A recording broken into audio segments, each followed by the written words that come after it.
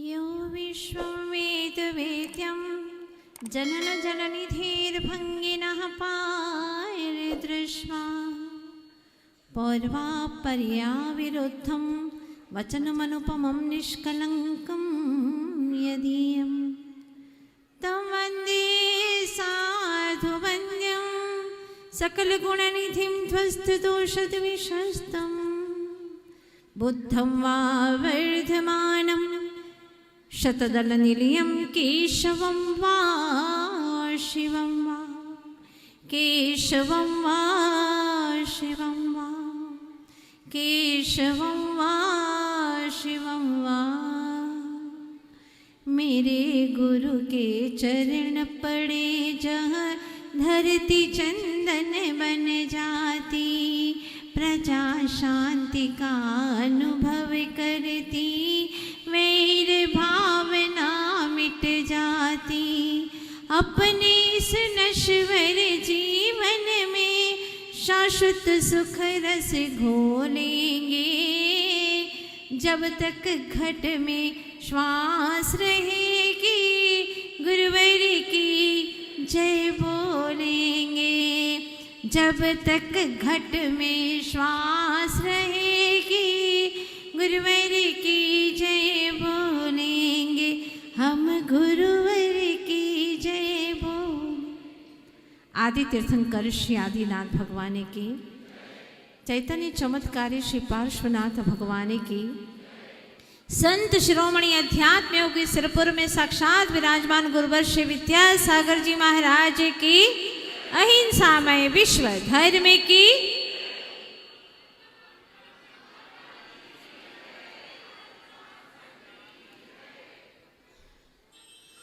जिसने बताया जगत को प्रत्येक कण स्वाधीन है, कर्ता न धरता कोई है, अणु अणु स्वयं में लीन है।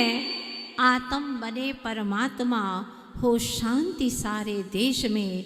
यह देश ना सर्वोदय, महावीर के संदेश में, महावीर के संदेश में, महावीर के संदेश में। प्रभु वीर ने यह संदेश दिया है कि प्रत्येक कण कण स्वतंत्र है, आज से नहीं, अनादि से स्वतंत्र है।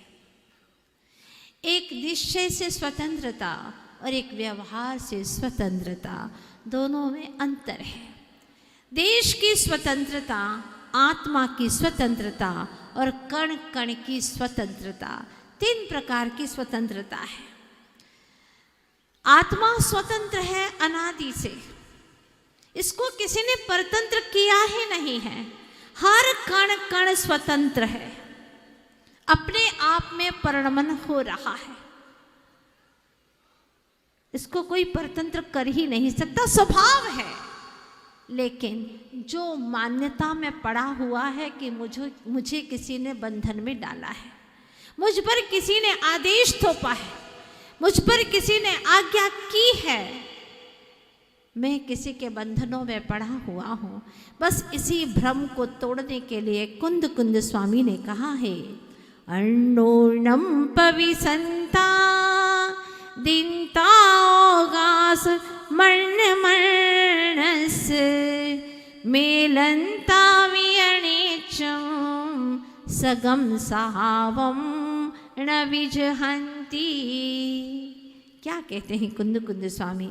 अन्नोणम पविसंता दीनता ओगास मर्ण मन्नस। ये सारे लोक में छह द्रव्य एक दूसरे के अंदर प्रवेश करके रहते हैं, एक दूसरे को स्थान दे रहे हैं। दीनता ओगास अन्न मन्नस, प्रत्येक एक दूसरे के साथ में रहे, छह द्रव्य एक साथ में लोक में रह रहे हैं। मेलनता वियणिचम, सब साथ में हैं, मिले हुए हैं ऐसा लगता है, पर सगम सहावम न विजहंती, अपने स्वभाव को छोड़ते नहीं हैं। दुनिया की बात नहीं है, हमारी बात है, निज आत्म तत्व की बात है। अपनी चर्चा चल रही है और कहते हैं कुंद कुंद स्वामी कि भले ही तुम्हारी आत्मा में कर्मों का बंधन है, कर्म तुम्हारे साथ में ऐसा लगता है, फिर भी आत्मा अलग है और कर्म अलग है, कर्म का स्वरूप अलग है, तुम्हारा स्वरूप अलग है। शरीर में तुम रहते हो ऐसा लगता है कि ये शरीर ही मैं हूँ, अज्ञानी को ऐसा ही लगता है, मिथ्यात्वी को, कि मैं शरीर हूँ, मैं काला हूँ, मैं गोरा हूँ, मोटा हूँ, मैं दुबला हूँ, आदि आदि कई नाना प्रकार की विचित्र धारणाएं बना करके जीता है। पर सच ये है कि शरीर शरीर में है, पुद्गल पुद्गल में है और आत्मा आत्मा में है।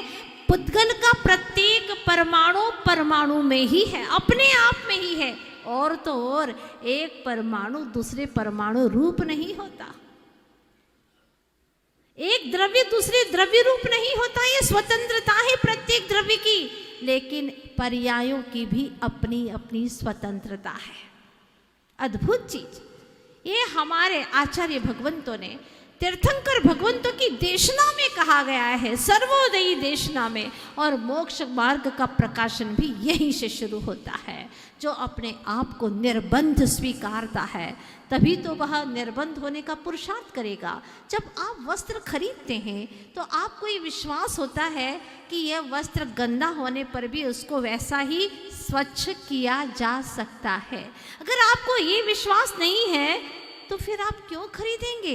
गंदा हुआ फेंकना पड़ेगा। लेकिन आपके भीतर में विश्वास है कि कपड़ा गंदा हुआ तो उसे स्वच्छ किया जा सकता है। बस उसी प्रकार से आत्मा गंदा हुआ है। हम ही ने अपने दुर्भावों से, दुर्विचारों से, विकारों से हमने अपने आप को गंदा किया है। लेकिन इसको भेद ज्ञान के जल से धो करके, तत्व ज्ञान के जल से धो करके स्वच्छ भी किया जा सकता है। स्वच्छ करना हमारे हाथों में है। जब गंदा हमने किया है तो उसको स्वच्छ करना भी हमारे हाथों में है। ये हमारा जन्म सिद्ध अधिकार है, ये हमारा दायित्व है। लेकिन हम भूल गए अपने अस्तित्व को, अपने सत्स्वरूप को, अपने एग्जिस्टेंस को हम भूल गए हैं। ये तो बहुत अच्छा हुआ अभी आपने नाटिका में देखा कि देश की इस परतंत्रता और गुलामियत को सहते सहते पीड़ाओं का सैलाब उमड़ आया। जब भीतर में भारत देश के प्रति जो अपनत्व की भावना जागृत हुई, भले ही कुछ लोगों के भीतर में जागृत हुई, लेकिन उन्होंने आखिर देश की आज़ादी को प्राप्त करके ही दम लिया। और आज हम आज़ादी का अमृत महोत्सव मना रहे हैं। ले चलती हूँ मैं आपको, एक पंछी पिंजड़े में कैद है। उसको कैद कर लिया गया है क्योंकि दिखने में बहुत सुंदर है, जो अच्छा है, विशेष है, उसे ही तो कैद किया जा सकता है, उसे ही तो कैद किया जाता है। जैसे कि हमारा भारत देश, हमारी संस्कृति, जब विदेशियों की नजरें हमारे ऊपर पड़ी तो उन्होंने देखा कि क्या यहाँ की देश की संस्कृति है, अद्भुत, ऋषि और कृषि प्रधान देश, इसको कैसे परतंत्र बनाया जाए, इसे कैसे पराधीन बनाया जाए, इसकी संस्कृति को कैसे विकृति में परिवर्तित कर दिया जाए। व्यक्ति ईर्ष्या से जब भर जाता है तो सामने वाले को पूरी तरह से परिवर्तित करना चाहता है, बदल देना चाहता है। लेकिन उसे ये भी ज्ञात होना चाहिए कि चाहे तुम बाहर से कितना ही बदलो, भीतर के प्रति जो देश का प्रेम है उसको कोई बदल नहीं सकता। और हमारे देश के कुछ ऐसे नौजवानों ने देश को आज़ाद कर दिया।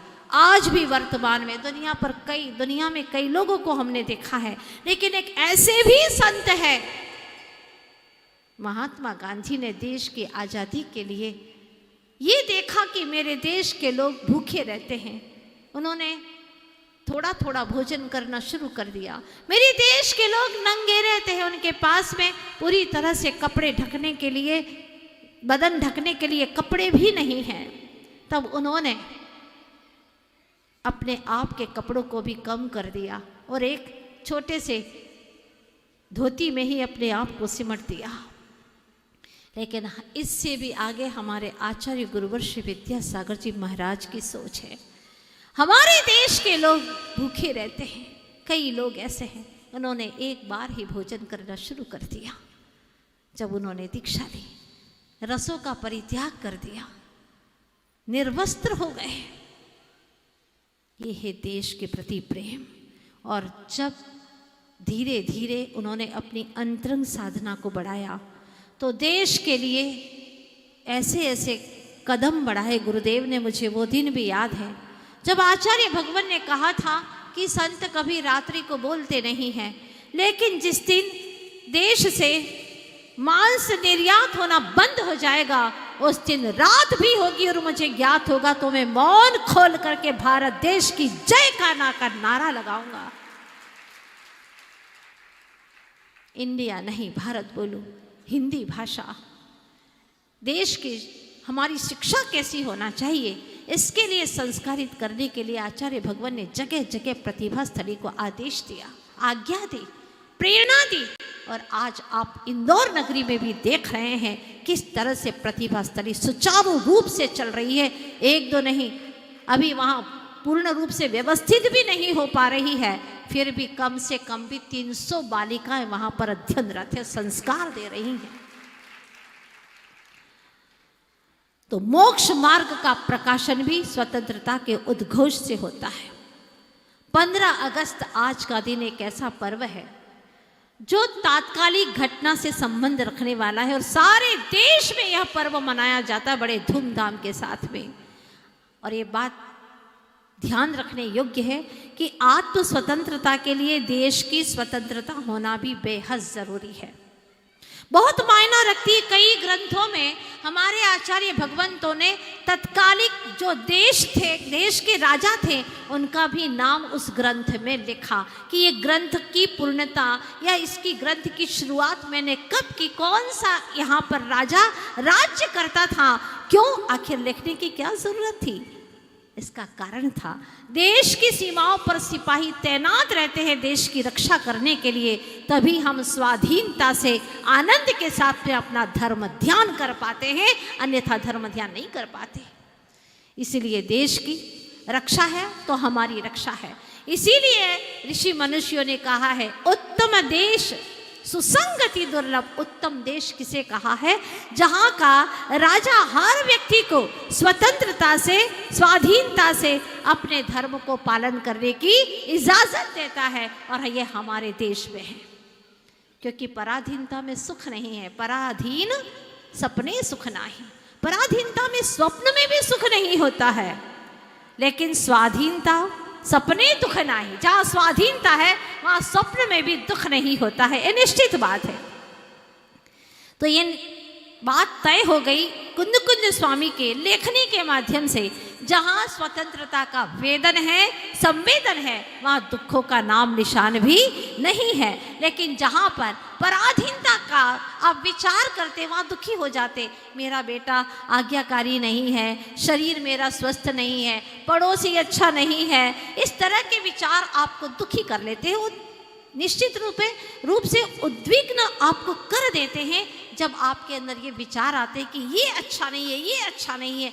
पर के बारे में जितना सोचते हैं परतंत्र होते चले जाते हैं, और अगर पर के बारे में सोचना बंद कर दें तो निश्चित रूप से आप बहुत सुकून पाते हैं, आनंद पाते हैं, निजानंद में लीन हो जाते हैं। तो इसके लिए आचार्य देव ने यही कहा कि अगर तुम शुद्ध का चिंतन करते हो तो शुद्धता को पाते हो। शुद्धम तो वियानंतो शुद्धम मेव पयम लहदी जीवो जानंतो तो अशुद्धम अशुद्धमेव पयम लहदी। अगर शुद्ध को जानोगे, शुद्ध में उपयोग जाएगा तो तुम शुद्धता को पाओगे, और अशुद्धता का विचार करोगे, दुख का, समस्या का विचार करोगे तो उलझनों में और उलझते चले जाओगे। ये निश्चित बात है। जैसे ये हमारी सिर्फ मान्यता है और कुछ भी नहीं है। जैसे कि एक व्यक्ति 200 ऊंट लेकर के चला जा रहा था, बहुत बड़ा व्यक्ति था, 200 ऊंट लेकर के जा रहा था, साथ में उसका पुत्र भी था। रात्रि का समय आया, उसने कहा बेटा ये सारे ऊंट को खूंटे से बांध दो। ठीक है पिताजी। और उसने ऊंट को एक एक खूंटा लगाया और एक एक ऊंट को बांधना शुरू कर दिया। अब उसमें 199 ही खूंटे थे और 199 ही रस्सी थी, एक रस्सी थी नहीं, एक खूंटा भी नहीं था।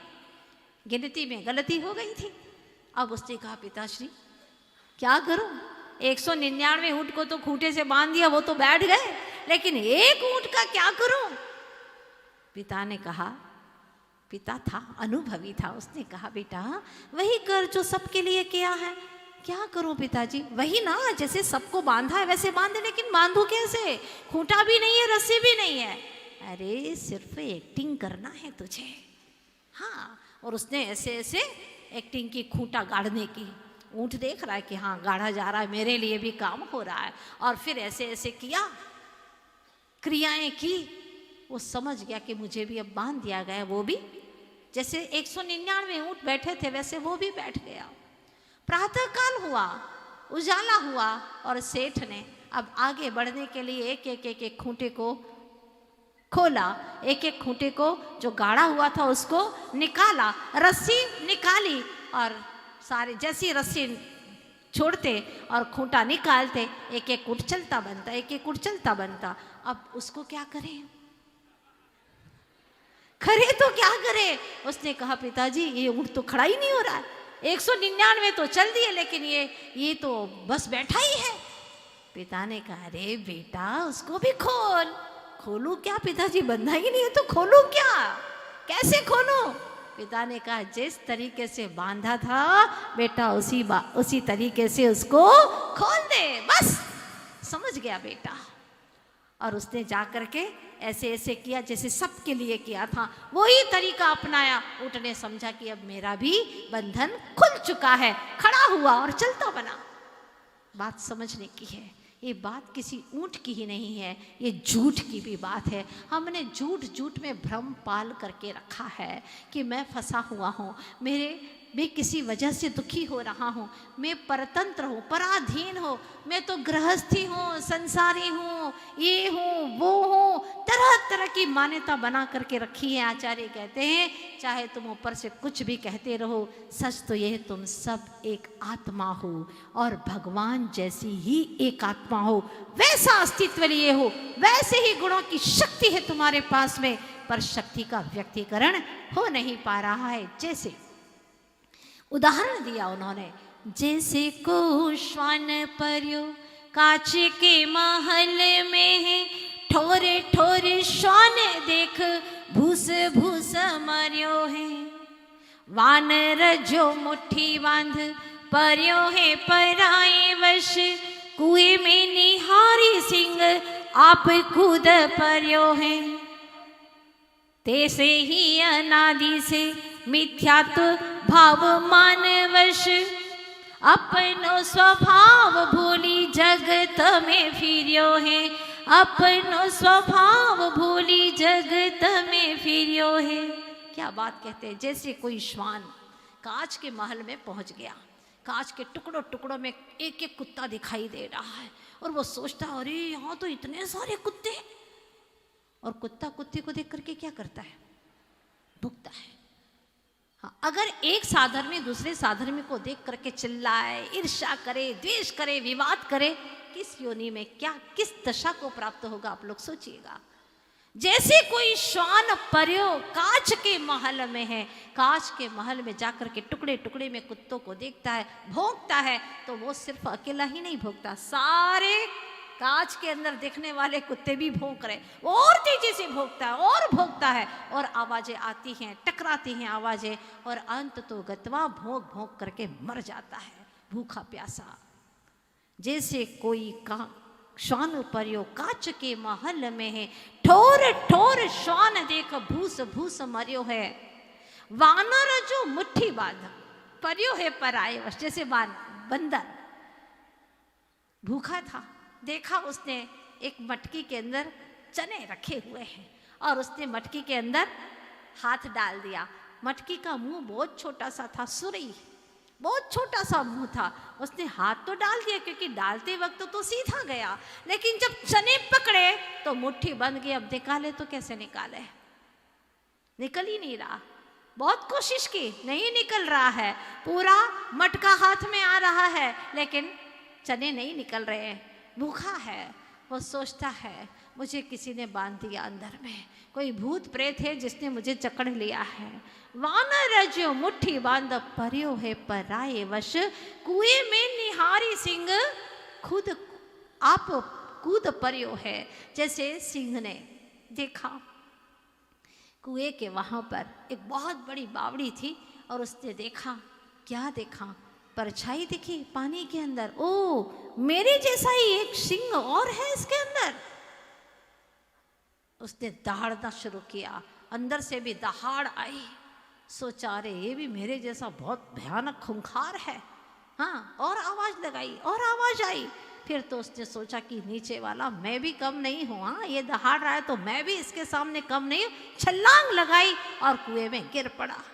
कुएं में निहारी सिंह आप कूद पर्यो है। तैसे ही अनादि से मिथ्यात्व भाव मानवश अपनो स्वभाव भूली जगत में फिरियो है।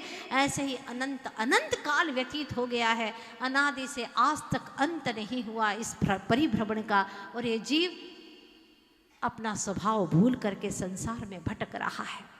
इसके दुख का कारण यही है। तभी आचार्य भगवंतों को, ऋषि मनीषियों को कहना पड़ा, हूँ स्वतंत्र निश्चल निष्काम ज्ञाता दृष्टा। हूँ स्वतंत्र, मेरा स्वभाव स्वतंत्र है, अपनी स्वतंत्रता को पहचानो। अगर स्वतंत्रता को पहचानोगे नहीं तो कभी भी स्वतंत्र हो नहीं पाओगे। जैसे हमारे देश के उन महानुभावों ने अपनी स्वतंत्रता को पहचाना तो अंत तो गत्वा उन्हें 1947 में स्वतंत्रता हासिल हो गई। हमें भी पुरुषार्थ करना है अपनी अंतरंग की स्वतंत्रता को प्राप्त करने का। कब तक ऐसे पराधीन होकर के जिएंगे? पराधीनता में कहीं पर भी सुख शांति का एहसास हो नहीं सकता। हमारा निश्चित बात है कि पर के ऊपर कुछ चलता ही नहीं है। चलाने की कोशिश करते ये बात अलग है, लेकिन चलता कुछ भी नहीं है। सोचिए, क्या आपका शरीर के ऊपर चलता है कुछ? आप चाहते हैं कि बाल काले ना हो, बाल सफ़ेद ना हो, लेकिन ऐसा होता है क्या? काले ही रहे हमेशा बाल, लेकिन आपकी सोच से कुछ भी नहीं होता। आप चाहते हैं कि शरीर पर, चेहरे पर झुर्रियाँ ना पड़े कभी भी, लेकिन ऐसा होता है क्या? नहीं। आप चाहे कुछ भी कहें, लेकिन जो परिणमन होना है वो हो रहा है। आपके घर में प्रत्येक वस्तुओं का जैसा परिणमन होना है वो हो रहा है, अपनी अपनी योग्यता से परिणमन हो रहा है। 25 साल से जो वस्त्र रखे अपने आप जीर्ण शीर्ण हो गए।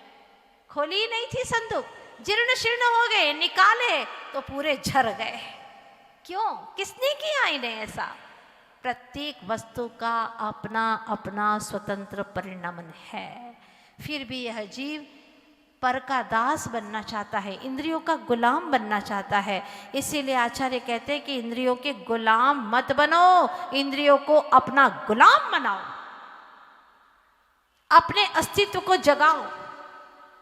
जो हमारे देश ने आज ये कार्य किया, 75 वर्ष हो गए, तो हमें भी अब अपने भीतर की आत्म स्वतंत्रता को प्राप्त करना है।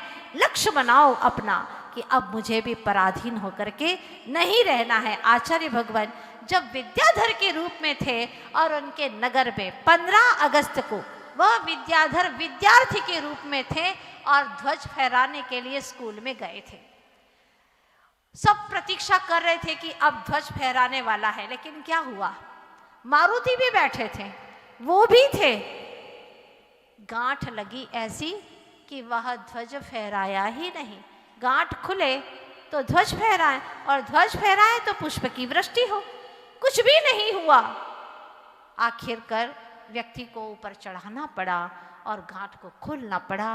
विद्याधर सोच में, विचारों में डूब गए कि जब तक असंयम की, मिथ्यात्व की गांठ बंधी रहेगी, मेरे जीवन में स्वतंत्रता का ध्वज फहराने वाला नहीं है, रत्नत्रय का ध्वज फहराने वाला नहीं है, और नहीं आनंद की पुष्प वृष्टि होने वाली है। इसलिए सीढ़ियों पर बैठे बैठे उन्होंने तय किया कि मैं भी सम्यक दर्शन, सम्यक ज्ञान और सम्यक चारित्र, जो सम्यक दर्शन पीले रंग का प्रतीक है, रुचि का प्रतीक है, और ज्ञान सफेद रंग का प्रतीक है, और चारित्र हरे रंग का प्रतीक है, मैं भी जब तक रत्नत्रय प्राप्त न कर लूं तब तक मुझे भी अब चैन नहीं है। मुझे भी संयम को प्राप्त करना है और इस असंयम की, मिथ्यात्व की गांठ को खोलना है। यह तय उन्होंने कर लिया, क्योंकि हमारे पास में भी अद्भुत वैभव है, अनंत वैभव है, लेकिन हम भूल गए हैं।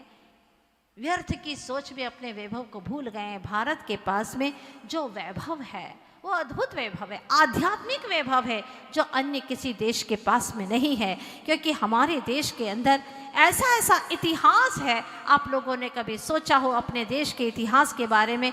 जो पिता की आज्ञा से 14 वर्ष का वनवास स्वीकार कर लेता है, ऐसा पुत्र है हमारे देश का और ऐसा इतिहास है। अंधे माँ बाप को कावड़ पर ले जा करके श्रवण कुमार जैसे यात्रा कराते हैं, ये है हमारे देश का इतिहास।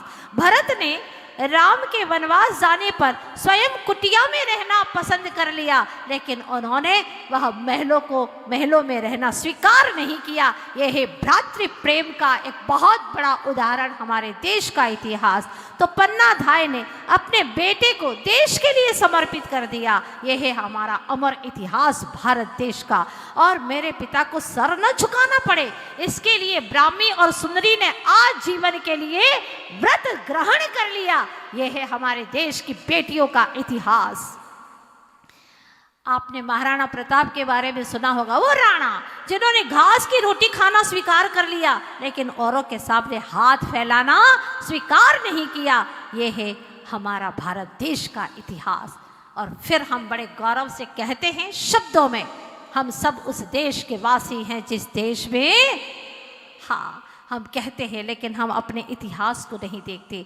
हमारे देश का इतिहास यही है, पूरे अध्यात्म से युक्त है, अध्यात्म से जुड़ा हुआ है, पर द्रव्य को किंचित भी ग्रहण नहीं करता। ये हमारे देश का इतिहास है। देखो लाल बहादुर शास्त्री ने पाकिस्तान को जीता और वापस लौटा दिया, क्योंकि पर द्रव्य को ग्रहण करना ये हमारे देश का इतिहास नहीं है। इंदिरा जी ने बांग्लादेश को जीता और वापस लौटा दिया। रामचंद्र जी ने लंका को जीता, वापस लौटा दिया, ससम्मान लौटा दिया उनका राज्य। श्री कृष्ण जी ने मथुरा को जीता और वापस उनको लौटा दिया। बाहुबली ने भरत का राज्य जीता और वापस उनको सकुशल लौटा ही दिया। जीतना और लौटाना ये हमारे भारत देश का इतिहास है, स्वाभिमान है, देश की हमारी पहचान, ये हमारी संस्कृति है। इसीलिए कहा है हमारी देश की संस्कृति में जियो और जीने दो, वसुधैव कुटुंबकम, अहिंसा परमो धर्म, ऐसे ऐसे नारे ही नहीं, ये हमारे देश की संस्कृति और हमारी पहचान है। लेकिन आज इसे हम भूल बैठे हैं। पिंजड़े में कैद होकर के बैठे उस पंछी के समान जो बैठा हुआ है, कुछ कर नहीं पा रहा है। राजा ने कहा मैं तुम्हारे देश जा रहा हूं, जिस देश से मैंने तुम्हें यहां ला करके पिंजड़े में कैद किया है, मैं जा रहा हूं तुम्हारे देश में, कुछ कहना चाहते हो? तब उसने और कुछ नहीं कहा, सिर्फ इतना ही कहा कि कह देना कि मैं पराधीन पिंजड़े में कैद हूँ, मेरी कहानी बता देना। मेरे मित्रों से, मेरे पक्षियों से जो स्वतंत्र उड़ने वाले हैं आकाश में, उनसे बस मेरी कथा सुना देना। राजा गया और उसने वहां जाकर के पक्षियों से बात कही। जिन जिन पक्षियों से बात कही, जैसे ही वो सुनते और गिर गए जैसे प्राणांत हो गया हो। राजा को बहुत दुख हुआ कि ये तो सुनते ही बिल्कुल मृतवत हो गए, मर गए। वहां से ये कहानी सुन करके आ गया।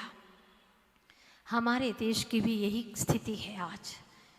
हर पंछी भले ही बाहर से स्वतंत्र हो गया हो, लेकिन मानसिक तौर पर जो असंयमी हैं, जो अज्ञानता से भरे पड़े हैं, जो स्वाध्यायशील नहीं है, उन जीवों की तो यही कथा है कि वह मानसिक तौर पर आज भी कैद है, अपने आप को परतंत्र बांध रहे, दुखी हैं, पराधीन हैं।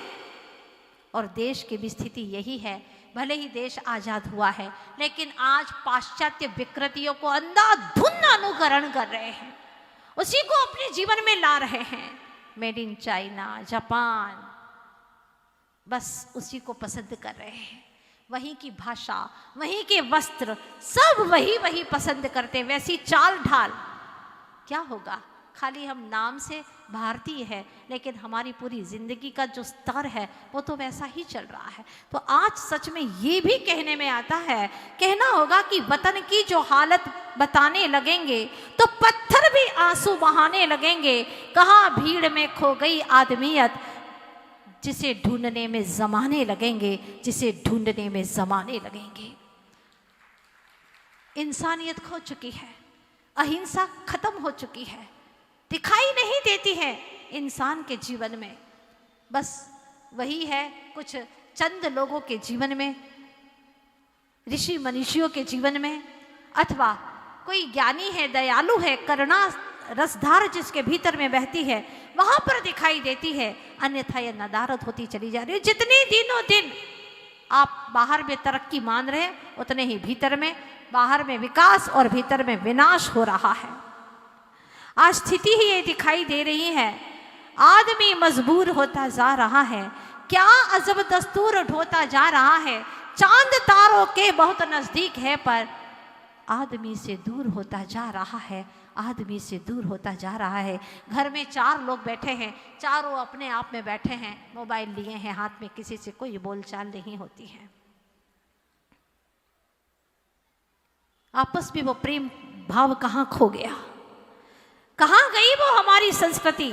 वास्तव में जब इस बाहरी परिवेश को देखते हैं तो लगता है कि आप भारत में नहीं इंडिया में जी रहे हैं, भारत में नहीं, क्योंकि भारत तो आभा वाला है, प्रतिभा वाला है हमारा भारत, लेकिन इंडिया मतलब असभ्य व्यक्ति, जो दोषपूर्ण है जीवन, जिसका जीवन अच्छा नहीं है, ऐसा जीवन बीत रहा है। तो आज आप सभी से सिर्फ इतनी गुजारिश है कि हम अपने स्वतंत्र अस्तित्व को जाने, पहचाने, स्वतंत्र स्वभाव को जाने। अगर हमने इतना भी कर लिया तो निश्चित रूप से हम अपने जीवन में बहुत ही आनंद, सुख और शांति से भर जाएंगे। और एक ही नहीं, सारे विश्व के लोगों के प्रति आज हम यही भावना करते हैं इस आज़ादी के अमृत महोत्सव पर कि सिर्फ बाहर से नहीं, भीतर में ही सभी को आज़ादी मिले और स्वयं अपनी आज़ादी का अनुभव रस चखे, आनंद का रस चखे और कोई भी दुखी नहीं रहे, क्योंकि स्वतंत्रता हासिल हो जाएगी अंतरंग से तो कहीं से कोई भी दुख रहने वाला नहीं है। आज घर घर में दुखी हैं, समस्याओं में उलझे हैं, इसका सिर्फ वजह है तो यही है कि हर व्यक्ति एक दूसरे के ऊपर अपने दोषों को थोपना चाहता है, अपने दोषों को स्वीकार करना नहीं चाहता। और जब तक स्वीकृति अपने आप से नहीं आएगी तब तक दुखों का विनाश नहीं होगा। इसलिए आज से हम बहुत अच्छे से इस भारत देश की स्वतंत्रता के आज़ादी अमृत महोत्सव को मना रहे हैं। बहुत अच्छी सी नाटिका आपने देखी और कई लोगों के आंखों में निरंतर आंसू की धाराएं बह रही थी, वो थाम रहे थे अपने आप को लेकिन थम नहीं रहे थे आंसू। किस तरह से देश को आज़ादी दी गई है और आज हम इस आज़ादी के परम पवित्र अवसर के ऊपर कहीं ऐसा ना करें कि हमारी आज़ादी सिर्फ बाहरी ही रहे, भीतर से हम परतंत्र हो जाए। इसके लिए आज से कम इतना करना है जो गुरुदेव कहते हैं। गुरुदेव का एक सपना है कि यह सारा देश अंतरंग से आज़ाद हो। इसके लिए सभी लोग हिंदी में हस्ताक्षर करना शुरू करें, ज़्यादा से ज़्यादा कोशिश करें कि अब हिंदी ही बोलना है, बच्चों को हिंदी सिखाएं और हिंदी माध्यम से पढ़ाएं। अंग्रेजी न पढ़ाएं ऐसा नहीं, अंग्रेजी भी पढ़े, एक विषय रहेगा, लेकिन माध्यम हमारा हिंदी होना चाहिए ताकि हमारा हिंदुस्तान में रहना सार्थक हो जाए और हम गर्व से कहें कि हम हिंदुस्तान के वासी हैं, हम हिंदुस्तान के वासी हैं, गर्व से कह सके और हम अपनी संस्कृति को सुरक्षित रख सके। आज यही इस 15 अगस्त के दिन कम से कम संकल्प करके जाए, भावना बना करके जाए। और अगर हमारा देश सुरक्षित रहेगा तो हमारी संस्कृति के माध्यम से ही सुरक्षित रहेगा, ये निश्चित बात है। एक बात और कहना चाहती हूँ, जो आपने पाश्चात्य विकृति के वस्त्रों को धारण कर लिया है, आपकी भी एक वस्त्र का परिधान एक नियुक्त होना चाहिए कि हमारे देश में ऐसे वस्त्र पहने जाते हैं। सबके अपने अपने वस्त्र नियुक्त किए गए हैं, सिखों का अलग है, मुस्लिम का अलग है, आप लोगों का भी एक वस्त्र का परिधान का एक नियुक्तिकरण होना चाहिए। हम ये अपना वस्त्र रखेंगे और ऐसे आधे वस्त्र जिसमें बदन दिखे, शरीर दिखे, ऐसे वस्त्रों को कदापि नहीं पहनेंगे और माता पिता अपने बच्चों को ऐसे संस्कार दे।